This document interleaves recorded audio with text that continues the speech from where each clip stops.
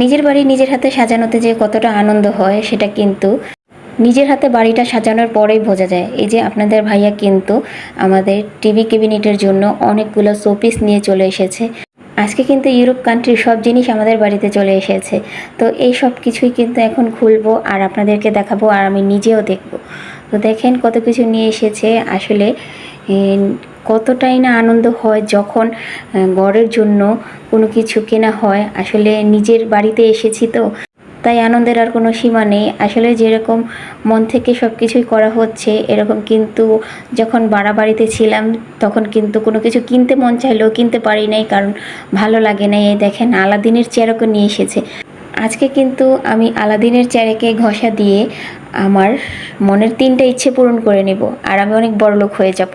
আর এক একটা জিনিস কিন্তু অনেক অনেক সুন্দর ছিল। তো এই যে আপনাদের ভাই আমাদের জন্য ড্রিঙ্কস বোতল নিয়ে এসেছে।